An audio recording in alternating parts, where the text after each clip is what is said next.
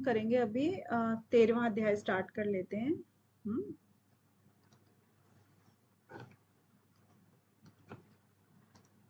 13वां अध्याय है क्षेत्र क्षेत्रज्ञ विभाग योग। इसके कुल 34 श्लोक हैं। तो इसमें 12वें अध्याय के आरंभ में अर्जुन ने सगुण और निर्गुण के उपासकों की श्रेष्ठता के विषय में प्रश्न किया था।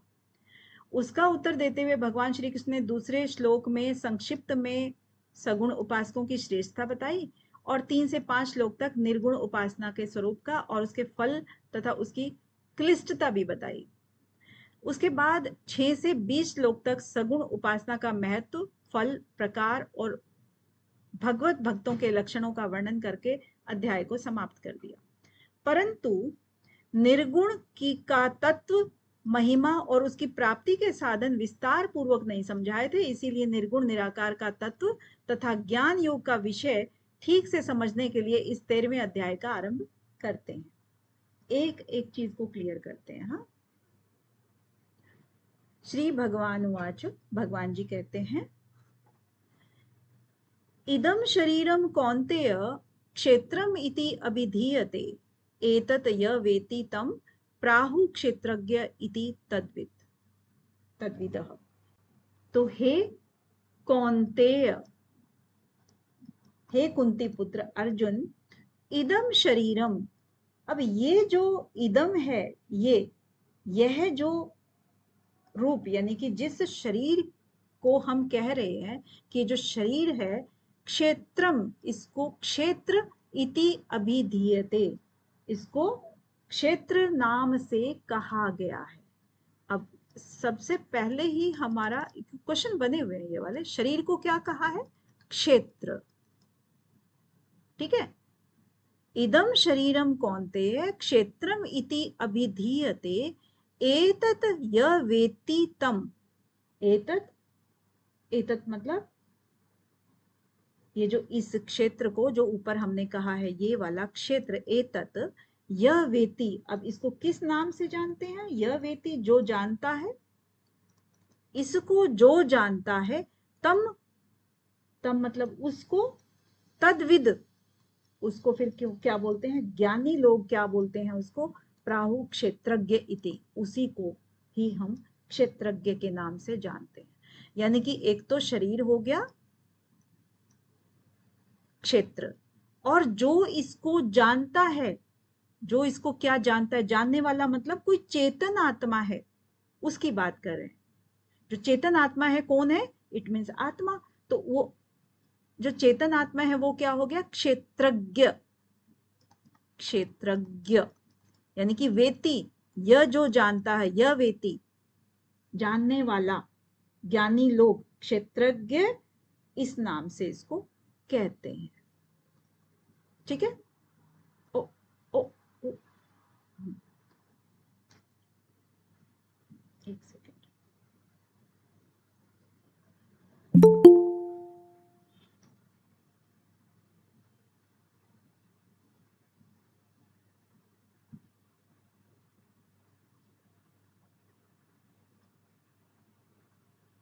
ठीक है। तो उस क्षेत्रज्ञ का स्वरूप क्या है, इसको आगे के श्लोक में बताते हैं। क्षेत्रज्ञ मतलब अब समझ गए ना क्षेत्रज्ञ कौन है? जीव, आत्मा की बात कर रहे हैं, वो क्षेत्रज्ञ है। हम थोड़ा शॉर्ट में ही पढ़ेंगे, वैसे नहीं पढ़ेंगे। तो क्षेत्रज्ञ का स्वरूप क्या हुआ? क्षेत्रज्ञम च अपि माम विद्वे सर्व क्षेत्रेषु भारतः, क्षेत्र क्षेत्रज्ञो ज्ञानम यत ज्ञानम मतम मम। यानी कि हे भरतवंशियों में श्रेष्ठ भारत यानी अर्जुन, तू सर्व क्षेत्रेषु, सभी संपूर्ण क्षेत्रों में, क्षेत्रज्ञ यानी कि क्षेत्रज्ञ मतलब क्षेत्रज्ञ, माम यानी कि मुझको ही, तू विद्वी जान, यानी कि हे भरतवंशियों में श्रेष्ठ अर्जुन, संपूर्ण क्षेत्रों में भी तू मुझको ही ये क्षेत्रज्ञ समझ। यानी कि संपूर्ण क्षेत्रों में क्षेत्रज्ञ जो भी हैं वो सारे के सारे तू मुझको ही समझ।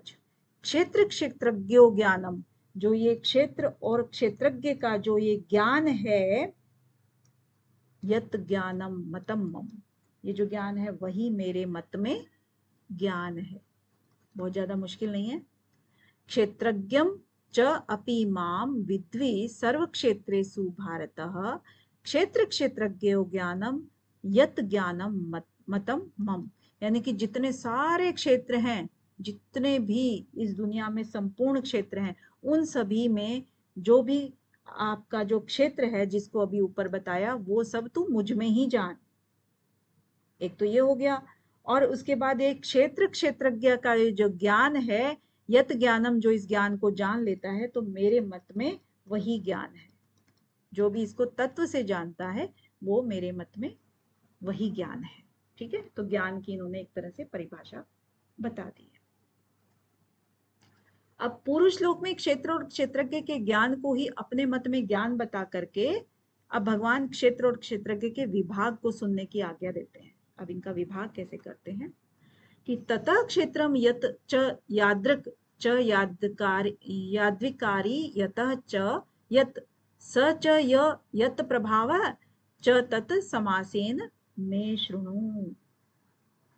तत् क्षेत्रम, ये जो है तत् क्षेत्र मतलब वह क्षेत्र, यत यानी कि जो है, ये जो क्षेत्र है, और च मतलब और, यादृक च यादृकारी यानी कि जैसा है, या यादृकारी मतलब जिन विकारों वाला है, जो भी इसके अंदर विकार आते हैं वो, यत च यत यानी कि और जिस जिसे जो पैदा होता है वो, स च यत प्रभाव है, और जो क्षेत्रज्ञ, जो ये कोई भी क्षेत्रज्ञ है, वो जो है वो जिस प्रभाव वाला है, यत प्रभाव मतलब जिस प्रभाव वाला है, च तत् समासेन, और वो जब सारा का सारा मुझ में एक तरह से संक्षेप में तू सुन ले मुझसे क्या है।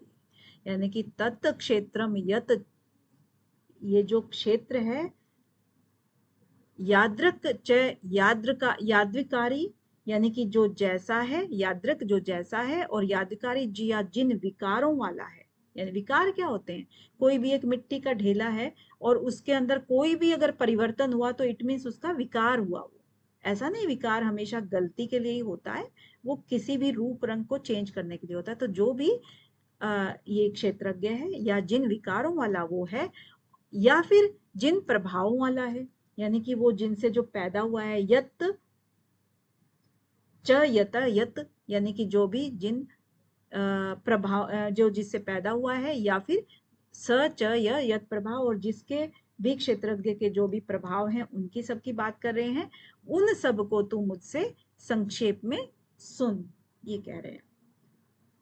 तो पूर्व श्लोक में जिसको संक्षेप में सुनने के लिए कहा है, उसका विस्तार से वर्णन अब कहाँ हुआ है, इसको आगे के श्लोक में बता रहे कि ऋषि भी बहुना गीतम छंदो भी विविधै पृथक ब्रह्मसूत्र पदै च एव हेतु मद हेतु मद मद भी विनिश्चित चै। तो अब ऋषि भी, यानी कि ऋषि भी मतलब जो ऋषि लोग होते हैं, ऋषियों के द्वारा बहुधा मतलब बहुत ही ज्यादा विस्तार से, गीतम मतलब इसको कहा गया है, छंदों भी विविध ही पृथक है, और अलग अलग जो छंद होते हैं, छंद कितने होते हैं, वेदों में छंद होते हैं ना, अनेक प्रकार के छंदों में जो मंत्र लिखे गए हैं, जो ऋचाएं लिखी गई हैं, उनकी बात कर रहे हैं। तो वेदों में बहुत प्रकार के छंदों के द्वारा, ऋषियों के द्वारा बहुत प्रकार से ये सब चीजें कही गई हैं। ब्रह्म सूत्र पदई, और ब्रह्म सूत्र के पदों द्वारा भी ये कहा गया है। एव जय हेतु मद भी, तो ये जो है युक्ति युक्त, यानी कि इसका जो युक्ति युक्त विनिश्चित यानी कि जो भी कहा गया है, विभाग किया गया है इनका, पृथक पृथक जो भी चीज कही गई है पृथक पृथक, तो उन सब को मैं युक्ति से निश्चय किए हुए ब्रह्म सूत्रों में भी ये सब चीजें बहुत ही अच्छे भली भांति से बताई गई है, समझाई गई है। ठीक है, वेद मंत्रों में भी, विभाग इनका किया गया है, और युक्ति युक्त ब्रह्म सूत्र के पदों में भी किया गया है। क्या किया गया है कि जो क्षेत्र है वो क्या है, क्षेत्रज्ञ है वो क्या है। ठीक है, इसका अलग अलग तरीके से विस्तार इनको किया गया है। अब तीसरे श्लोक में क्षेत्र क्षेत्रज्ञ के विषय में जिन 6 बातों को संक्षेप में सुनने की आज्ञा दी थी, उनमें से क्षेत्र की 2 बातों का अर्थात उसके स्वरूप और विकारों का वर्णन आगे के 2 श्लोक में करते हैं। क्या कहते हैं? महाभूतानि अहंकारः बुद्धि अव्यक्तम एव च इंद्रियाणि दश एकम च पंच च इंद्रिय गोचरा।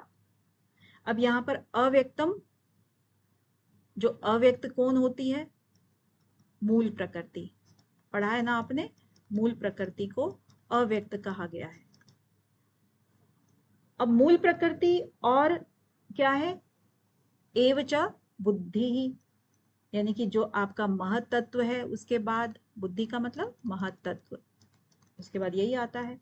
उसके बाद अहंकार है, फिर पंचभूत हैं, इंद्रियाणी हैं जो कि 10 हैं, एकम च, यानी कि जो इंद्रियाणी एकम मतलब एक मन हो गया ना, और उसके बाद पंच इंद्रिय गोचरा, और इंद्रिय गोचर मतलब इंद्रियों के जो 5 विषय हैं यही वाले।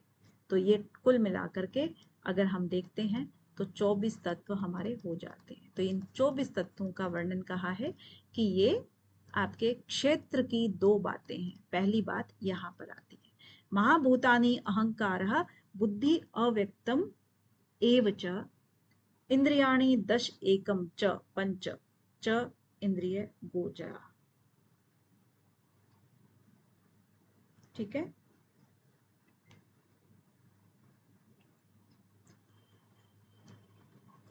यस, आगे बढ़ते हैं।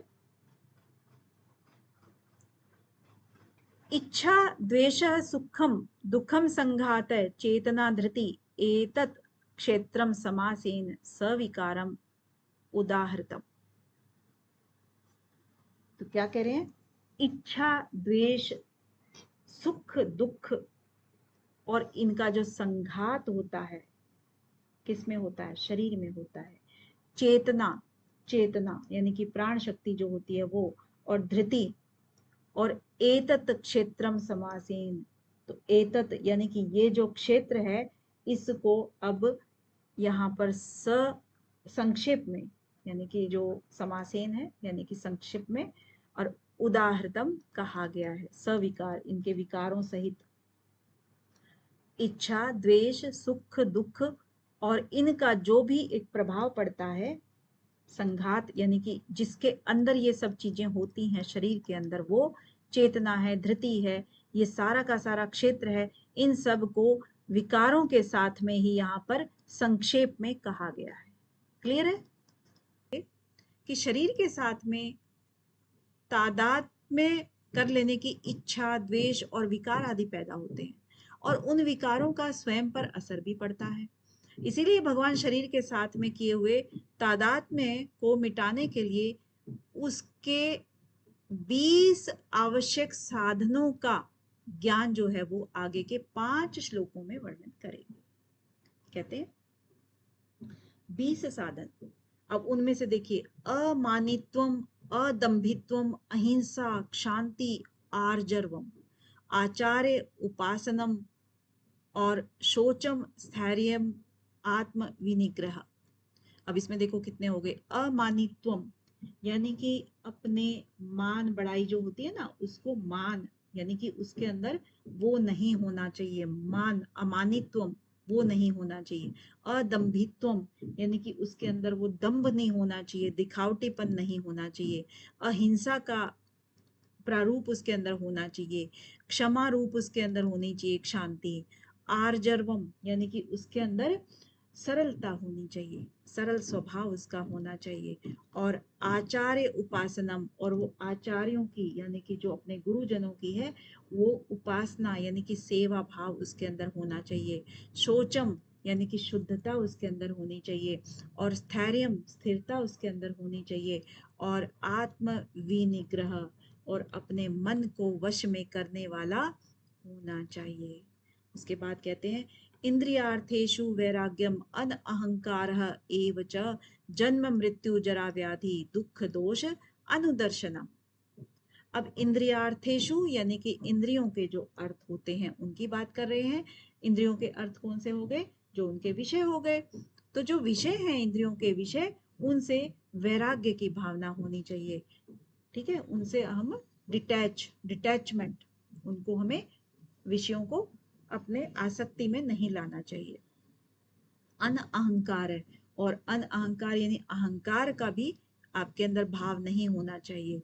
जन्म मृत्यु जरा व्याधि यानी कि जो भी शरीर के अंदर हमारे जन्म होता है, मृत्यु होती है, जरा यानी बुढ़ापा होता है, व्याधि मतलब जो भी बीमारी होती है, उसके कारण से व्याधियों में यानी कि मानसिक जो दुख सुख होते हैं, उनका जो दोष होता है वो हमें नहीं देखना है। अनुदर्शनम यानी कि उनको दोषों को हमें बार बार पे अनु का मतलब होता है, एक होता है दर्शन, दर्शन का मतलब है देखना। ठीक है, और अनु मतलब बार बार देखना। अनु का मतलब आपको पहले भी कई बार बताया हुआ है, अनु का मतलब है अनुसरण करना, यानी कि चीज को बार बार रिपीटिशन करना। यानी कि जब हम शरीर के अंदर इन सब चीज विकारों को देखेंगे तभी जाकर के हमारा वैराग्य उत्पन्न होगा। अगले श्लोक में कहते हैं असक्ति अनभिषंग पुत्र दार ग्रह आदिषु नित्यम च समचित्तत्वम और इष्ट अनिष्टो उपपत्तिषु। कि अब कहते हैं असक्ति। असक्ति क्या होती है? आसक्ति का ना होना, यानी कि आपका जो अटैचमेंट है उससे अलग हटके डिटैच होना, आपकी आसक्ति ना होना। अनभिष्वंग, अनभिष्वंग मतलब कि जो आपका उसके अंदर झुकाव है, यानी कि ये मेरा है, मेरापन, उसके अंदर अटैचमेंट जो है, इसी को दूसरे नाम से बोला है। यानी कि एकात्मा, एकाग्रता जो होती है ना कि नहीं ये इससे तो मैं अपना दिमाग हटाऊंगा ही नहीं, तो वो वाला जो है ना, उससे आपको अन्न होना है।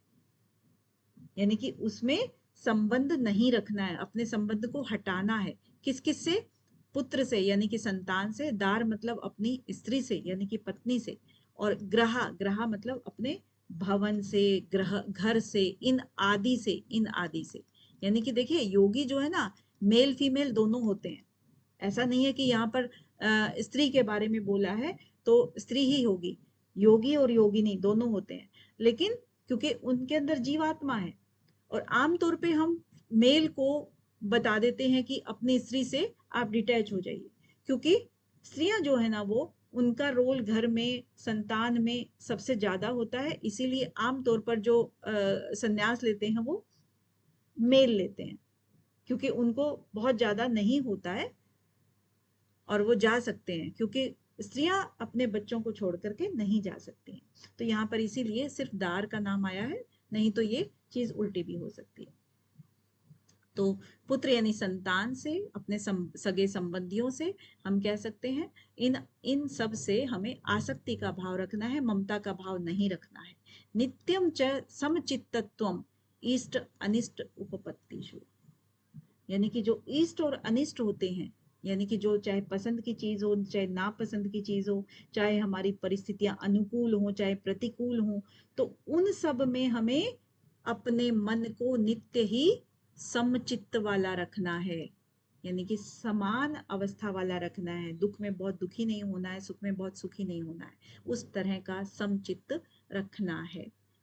आगे कहते हैं कि मयि च अनन्य योगेन भक्ति अव्यभिचारिणी विवक्त देश सेवित्वम अरति जन संसिति। तो मयि च अनन्य योगेन, यानी कि जो मई यानी कि मुझ में, कौन कहते हैं? भगवान श्री कृष्ण कहते हैं कि मुझ में अनन्य योग के द्वारा, यानी कि भगवान के सिवाय किसी और कुछ पाने की इच्छा ना हो, उसको अनन्य योग बोला है। कि भगवान आपके सिवाय मुझे कुछ भी नहीं चाहिए, तो इसीलिए उसको अनन्य योग भक्ति बोला है। और वो किसी भी अन्य अव्यभिचारिणी यानी कि इधर उधर अपना मन वो नहीं भटकाए। इस तरह से उसी की सिर्फ अनन्य भक्ति करनी है, यानी कि मई यानी मेरी, भगवान श्री कृष्ण कहते हैं विवक्त देश सेवित्वम। और विभक्त देश मतलब, विभक्त मतलब एकांत जो आपका स्थान है, देश मतलब स्थान, उसी के अंदर आपको रहने का स्वभाव होना चाहिए। अरति, रति होता है किसी चीज में रत हो जाना, लिप्त हो जाना, और मतलब आपको वहां से डिटैच रहना है, वहां पर नहीं सम्मिलित होना है। किसमें? जन संसिद्धि, जो कि जन समुदाय आपका होता है। संसार में जितने भी आपके पार्टीज चाहे चलती हों, चाहे आपके और कार्यक्रम चलते हों, उन सब के अंदर आपको नहीं जाना है। जन संसाधन जो भी होते हैं, आप कह सकते हो समुदाय कह सकते हैं, उनके अंदर आपको अरति की भावना रखनी है। अब इसके आगे क्या कहते हैं, और क्या उपाय हैं? अध्यात्म ज्ञान नित्यत्वम नित्य ज्ञानार्थ दर्शनम एतत् ज्ञानम इति प्रोक्तम ज्ञानम अज्ञानम यत अतः अन्यथा। अब यहाँ जो अध्यात्म ज्ञान है वो आपका नित्य होना चाहिए, यानी अध्यात्म ज्ञान में नित्य ही आपको रहना है। तत्व ज्ञानार्थ दर्शनम, और तत्व ज्ञान की प्राप्ति के लिए ही आपको हमेशा तत्पर रहना है। यानी कि तत्व ज्ञानार्थ, यानी कि जो तत्व ज्ञान होता है उसको ही किस अर्थ में जानोगे कि हर जगह परमात्मा है। उसी, यानी कि दर्शन क्या होते हैं? दर्शन मतलब देखना। तो आप हमेशा परमात्मा को ही सब जगह देखोगे। एतद ज्ञानम इति प्रोक्तम, ये जो मैंने कहा है, इति प्रोक्तम, जो ये अभी तक कहा है, क्या कहा है? जो यहाँ पर 20 प्रकार बताए हैं, वो ये सब यही ज्ञान है। और बाकी का क्या है? अज्ञानम यत अतः अन्यथा, और बाकी सब का सभी जो बचा इसके विपरीत जो भी है वो अन्यथा है, यानी कि विपरीत है। अन्यथा मतलब विपरीत है फिर सब। अज्ञानम, विपरीत क्या है? अज्ञान, उसी को हम अज्ञान कहते हैं। बाकी का क्या है? ज्ञान। तो भगवान श्री कृष्ण ने ज्ञान और अज्ञान दो तरीके से बता दिया है कि ज्ञान क्या है और अज्ञान क्या है। अब देखिए, पूर्वोक्त ज्ञान यानी कि साधन समुदाय। अब ज्ञान को प्राप्त करने के साधन बताए थे ऊपर, कितने? 20 प्रकार। अब किसको प्राप्त करने के लिए बताए थे? साध्य तत्व को। तो साध्य तत्व को क्या कहते हैं? ज्ञेय कहते हैं, यानी कि जो भी जानने योग्य चीज होती है उसको ज्ञेय कहा जाता है। कहते हैं कि ज्ञेयम यत तत् प्रवक्ष्यामि यत ज्ञात्वा अमृतम अश्नुते अनादित्वम परम ब्रह्म न सत न असत उच्यते। तो अब यहां पर यत तत्, यत मतलब जो, और तत् मतलब परमात्मा। हम किसकी बात करते आ रहे हैं? किसको, कौन ज्ञेय है? परमात्मा ज्ञेय है। और किसको प्राप्त करने के लिए साधन बताए थे? वो परमात्मा की प्राप्ति के साधन बताए थे। तो यहाँ ततः जो है वो क्या है? परमात्मा है। ठीक है, तो ज्ञेयम यत तत्, यानी कि जो ज्ञेय है, यानी कि जो पहले साधन बताए हैं वो, तो क्या है? ज्ञेयम, वो ज्ञेय है। अब उस तत् मतलब उस, किसको? उस परमात्मा को। अब प्रवक्ष्यामि, मैं अब तुम्हें बताऊंगा, यानी कि मैं अच्छी तरह से उसको तुझे बताऊंगा। यत ज्ञात्वा, जिसको जा करके, जिसको जान करके, यत ज्ञात्वा जिसको जान करके, अमृतम अश्नुते, यानी कि अमृतम क्या होता है? अमृत, अमृत पीने से अमर हो जाते हैं ना, तो अमरता का अनुभव, अश्नुते मतलब उसका अमरता का अनुभव तुम करोगे। यानी कि उस परमात्मा प्राप्ति का अगर तुम्हें साधन मिल गया, तत्व ज्ञान हो गया, तो तुम अमर हो जाओगे, फिर ये जन्म मरण के चक्कर में नहीं फंसोगे। तो अनादित्वम परम ब्रह्म, और ये जो परम ब्रह्म है ये अनादि है। अनादि मतलब जिसका कोई जन्म नहीं होता है। ये जो ज्ञेय तत्व है ये अनादि वाला है, परम है, ब्रह्म है। न सत न असत उच्यते, और इसी को क्या कहा है? न तो असत कहा है और ना ही सत कहा है इसको। इस जो अनादि वाला जो पर ब्रह्म है, इसको ना तो हम सत कह सकते हैं ना ही असत कह सकते हैं। अब ना सत और ना असत कैसे? हम तो इसको कहते हैं कि ये तो सत होता है, यानी कि इसकी हमेशा से भाव रहता है, तो हम इसको सत क्यों नहीं कह सकते? तो वो इसलिए नहीं कह सकते कि कोई भी मनुष्य या प्राणी उसको अच्छी तरह से आज तक कोई जान ही नहीं पाया है। कैसे जानते हैं उसको? कि संसार में, इस जगत में जितने भी प्राणी हैं या प्रकृति के जितने भी प्रारूप हैं, कुछ परिवर्तन होते रहते हैं और बदलते रहते हैं। तो वो बदलाव जो है किस कारण से होता है वो अभी तक समझ नहीं आया है। तो उसी को जो समझ नहीं आया उसको हम कह देते हैं कि ये तो परमात्मा का किया हुआ है, कोई सत्ता ऐसी है जो कि इन सबको चलाती है। ठीक है ना? तो उस तत्व को हम सत भी नहीं कह सकते, और क्योंकि हमने कभी देखा नहीं है, और असत भी नहीं कह सकते। क्यों? क्योंकि असत की जो भावना होती है उसके बिना परमात्म तत्व का में सत का जो प्रयोग हो ही नहीं सकता। तो जो सत भी नहीं होता है, फिर असत भी नहीं होता है, फिर उसको हम क्या कहेंगे? अब इसको एक एग्जाम्पल के थ्रू हम समझ लेते हैं थोड़ा सा, कि जैसे कि सूर्य है। अब सूर्य क्या है? सूर्य जब निकलता है तो क्या होता है? दिन होता है। अब दिन को हम दिन कहते हैं, लेकिन रात में सूर्य कहाँ चला जाता है? क्या वो सूर्य गायब हो जाता है, मर जाता है, क्या होता है? सूर्य छिप जाता बोलते हैं हम। लेकिन अब दिन इसलिए कहा क्योंकि रात में सूर्य का अभाव होता है, यानी कि अभाव भी हमने देख लिया और उसका भाव भी हमने देख लिया दिन और रात में। अब ये तो सूर्य है क्योंकि ये चीज दिखाई दे रही है, और जो चीज दिखाई नहीं दे रही है लेकिन उसका हमें प्रभाव पता लग रहा है इस दुनिया में। अब जब प्रभाव पता लग रहा है, इसका मतलब चीज तो है लेकिन वो दिखाई नहीं दे रही है, तो भाव भी उसका समझ में आता है और अभाव भी समझ में आता है।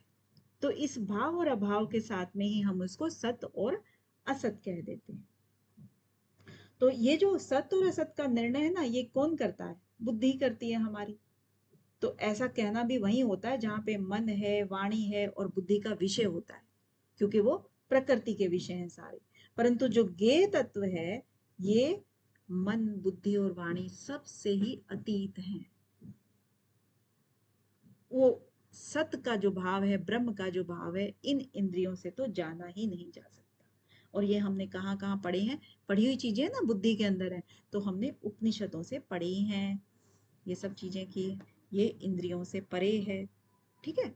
तो अब कहने का मतलब ये है कि पूर्व श्लोक में जो जिस तत्व को न सत्य कहा जा सकता है न असत्य कहा जा सकता है, ऐसा कह करके ज्ञेय तत्व को निर्गुण निराकार के रूप का वर्णन किया। अब आगे के श्लोक में उसी ज्ञेय तत्व का सगुण साकार के रूप में वर्णन करेंगे। कहते हैं कि सर्वतः पाणिपादम ततः सर्वतो अक्षि शिरोमुखम सर्वतः श्रुति मत लोके सर्वम आवृत्य तिष्ठति। यानी कि सर्वतः पाणिपादम। अब तत्, तत् का मतलब फिर से हम किसको लेंगे? परमात्मा को लेंगे। तत् मतलब परमात्मा। उस परमात्मा का सभी जगह, सर्वत्र सभी जगह क्या है? हाथ और पैर हैं। और सर्वतो अक्षी, सभी जगह उसके आंखें हैं, सिर है, मुख है। और सर्वतः श्रुति मत, और सभी जगह उसके कान भी हैं, सभी जगह वो सुनता है। लोके सर्वम, और इस लोक में, इस संसार में सभी जगह वो आवृत है, यानी कि वो व्याप्त है। तिष्ठति, स्थित है। वो सभी जगह, इस संसार में सभी जगह पे वो स्थित है। ये कहा गया है परमात्मा के बारे में। फिर पूर्व श्लोक में सगुण साकार का वर्णन करके अब आगे के 3 श्लोकों में उसकी विलक्षणता, सर्वव्यापकता और सर्व समर्थता का वर्णन करते हैं। कहते हैं कि सर्वेंद्रिय गुण आभासम सर्वेंद्रिय विवर्जितम असक्तम सर्वभृत च एव निर्गुणम गुण भोक्तृ। अब यहाँ पर क्या कह रहे हैं कि सर्वेंद्रिय गुण आभासम, यानी कि जो संपूर्ण इंद्रियों के विषयों को जो आभास करता है, यानी कि प्रकाशित करता है, संपूर्ण इंद्रियों के विषय में जो भी जानता है, यानी कि कैसे? जैसे कि इंद्रियां हैं, इंद्रियों को शक्ति कौन प्रदान करता है? वो ईश्वर ही प्रदान करता है। तो इसीलिए इनको कहते हैं कि सर्वगुण आभासम, उनको जानने वाला। सर्व इंद्रिय विवर्जितम, ये बेशक इनको जानता है लेकिन फिर भी वो सभी इंद्रियों से रहित है, इसकी कोई इंद्री नहीं है। अब असक्तम, वो असक्त भी है, यानी कि वो आसक्ति रहित है, किसी चीज में आसक्ति नहीं करता है। सर्वभृत, यानी कि सभी का वो भरण पोषण करने वाला है। और एवच, और निर्गुणम, निर्गुण भी है, यानी कि उसके अंदर कोई गुण नहीं है, गुणों से रहित है। गुण भोक्त्रम, लेकिन वो गुणों को भोगने वाला भी है, संपूर्ण गुणों का भोक्ता भी है। तो अब इसमें दोनों चीजें कैसे कह दी कि निर्गुण भी है और गुण भोक्त्रम भी है, तो वो विरोधाभासी हो जाती हैं। लेकिन इसका भी एक कारण है। क्या कारण है? निर्गुणम गुण भोक्त्रम, जैसे कि बेशक परमात्मा निर्गुण है लेकिन वो गुण का भोगता है। अब उसका एग्जाम्पल इन्होंने कैसे दिया? जैसे कि जैसे माता पिता हैं, वो अपने बच्चे की शरारतों को देख करके बहुत प्रसन्न होते हैं। इसी तरह से परमात्मा भी जो है ना, अपने भक्त के भक्ति को देख करके बहुत प्रसन्न होते हैं। प्रसन्नता किससे आती है? कुछ गुण होगा, कुछ एक्टिविटी हुई है, तभी वो प्रसन्नता आई है। तो लेकिन उसका भोक्ता जो है ना, वो बन जाते हैं, क्योंकि वो प्रसन्न हुए तो भोक्ता बन गए, लेकिन वैसे वो निर्गुण है। ठीक है, तो इस तरीके से इन्होंने समझाया है। आगे कहते हैं और ईश्वर क्या है कि बहि अंत च भूतानाम अचरम चरम एव च सूक्ष्मत्वात् तत् अविज्ञेयम दूरस्थम च अंतिके च तत्। अब यहां पर क्या कहते हैं कि सभी में कहाँ है? च भूतानाम, भूतानाम मतलब संपूर्ण प्राणियों के, सभी भूतों में, सभी प्राणियों के क्या है? बहिर भी है, यानी कि वो बाहर भी है, अंत मतलब अंदर भी है। सभी प्राणियों के वो बाहर और अंदर दोनों जगह है। चरम अचरम, चर और अचर, यानी कि जितने भी चर प्राणी और अचर प्राणी हैं सबके अंदर, सभी में है। सूक्ष्मत्वात्, सूक्ष्म से सूक्ष्म चीज के अंदर वो है, अति सूक्ष्म है, यानी कि जिस अगर बहुत ही छोटी चीज के अंदर है तो उससे भी सूक्ष्म रूप उसका हो गया। ततः तत्, तत् का मतलब है वो परमात्मा, हम किसकी बात कर रहे हैं? परमात्मा की बात कर रहे हैं। अविज्ञेयम, और वो जो जानने में आता ही नहीं है। क्योंकि देखिए, जानने में एक मनुष्य के जिंदगी में जहां वो रहता है उसके आसपास की चीजें बस बहुत ही कम चीजें वो जान पाता है एक अपनी लाइफ में। लेकिन अगर हम देखें कि इस प्रकृति के अंदर, इस पूरे ब्रह्मांड के अंदर बहुत अरबों खरबों जितनी भी चीजें हैं, सब की सब एक प्राणी नहीं जान सकता है। तो वो क्या है? अविज्ञेय, यानी कि वो इतना सूक्ष्म है कि वो जानने में नहीं आ सकता है। दूरस्थम, चाहे वो दूर कितना भी हो, दूर से दूर, तथा अंतिके यानी कि नजदीक से नजदीक, तो वो सब की सब चीजें जितनी भी हैं वो सब चीजें ईश्वर के लिए कही गई हैं, जो कि वो उसके बारे में नहीं जानी जा सकती हैं। कि बहि अंत च भूतानाम अचरम चरम एव च सूक्ष्मत्वात् तत् अविज्ञेयम दूरस्थम च अंतिके च तत्। यानी कि वो जो परमात्मा है वो संपूर्ण प्राणियों के अंदर और बाहर दोनों है, और वो चर और अचर के रूप में है, और बहुत ही अति सूक्ष्म है, बहुत दूर है, नजदीक से नजदीक भी वही है, और इतना सूक्ष्म होने के कारण ही वो जानने में नहीं आ सकता। ठीक है, ये कहना चाह रहे हैं 15वें श्लोक में। फिर कह रहे हैं कि अविभक्तम च भूतेषु विभक्तम इव च स्थितम भूत भृतृ च तत् ज्ञेयम ग्रसिष्णु प्रभिष्णु च। तो यह कहते हैं कि अविभक्तिम, अविभक्तम, जिसका विभाग नहीं किया जा सकता है, यानी कि जो भाग रहित है, तो जो स्वयं क्या है? वो अविभक्त है, एक ही है, संपूर्ण है, इसको कहेंगे संपूर्ण है, जिसका विभाग रहित, विभाग रहित है जो। भूतेषु विभक्तम, और जो भूत होते हैं, प्राणी होते हैं, उनमें वो विभक्त है। भाई एक ही है लेकिन वो सभी प्राणियों में व्याप्त है। ईव एव ईव च स्थितम, और वो सभी प्राणियों में स्थित है। भूत भृतृ, यानी कि भूत भृतृ, यानी कि उन सब का वो भरण पोषण करता है। किनका? प्राणियों का, उन सब का, क्योंकि उन सब के अंदर विभक्त है ना, इसीलिए उनका भरण पोषण भी करता है। तो च तत् गेयम, वो ही परमात्मा जो है ना गेय है, यानी कि वो परमात्मा जानने योग्य है। ग्रशिष्णु, जो कि ग्रसन करने वाला है, संहार करने वाला है। और प्रभ विष्णु, और जो कि उत्पन्न करने वाला है। किसको? सभी प्राणियों।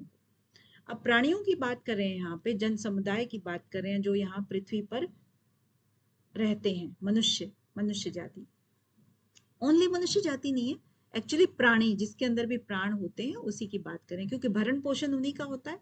तो कहते हैं कि जो एक, वो जो पूर्ण मदः पूर्णमिदं पूर्णात् पूर्णमुदच्यते, तो जो ना पूर्ण में ही वो पूर्ण है, संपूर्ण है परमात्मा, लेकिन वो फिर भी सभी प्राणियों में विभक्त है और सभी प्राणियों का वो भरण पोषण करता है। वही परमात्मा जानने योग्य है, जो कि संहार भी करता है और उत्पन्न भी करता है। अब संहार, संहार कैसे करता है? जैसे ग्रस, ग्रस होता है ना, ग्रास, ग्रास का मतलब है आप किसी चीज को आप भक्षण कर रहे हो, वो चीज ग्रास, ग्रसिष्णु। प्रभ विष्णु, प्रभ, प्रभ का मतलब होता है जैसे प्रभात हो गई है, सूर्य निकल रहा है ना जैसे, तो वो प्रभा यानी उत्पन्न होना, तो वो उत्पन्न भी वही करता है और भक्षण भी वही करता है, यही यहाँ पर कहना चाह रहे हैं।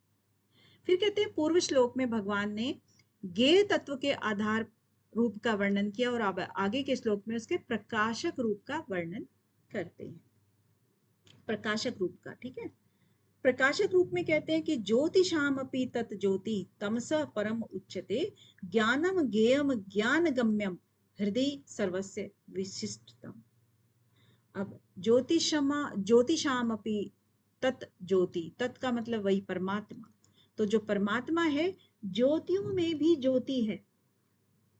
ज्योतियों में ज्योति यानी कि जो हम भौतिक पदार्थ की बात करें अगर, कि जो सूर्य है, चंद्र है, तारे हैं जो कि प्रकाशित होते हैं, और जो ये प्रकाशित होते हैं उनके अंदर जो शक्ति होती है, यानी कि जो शब्द की ज्योति है, यानी प्रकाश है। शब्द की ज्योति हम क्या कहेंगे? वो हो गया कान, कान के द्वारा जो भी हम सुनते हैं ना, वो प्रकाशक। तो उसके अंदर जो भी चीज होती है और सूर्य चंद्र के अंदर जो भी शक्ति होती है, उसको करने वाला कौन है? प्रकाश, यानी ज्योतियों की भी ज्योति वो क्या है? इसको कहा गया है, किसको? परमात्मा को। तमसा परम उच्चते, और तमसो मतलब जो कि आपका तम है, तम का मतलब अज्ञान, अज्ञानता से हम यहाँ पर तम को ले रहे हैं, ठीक है।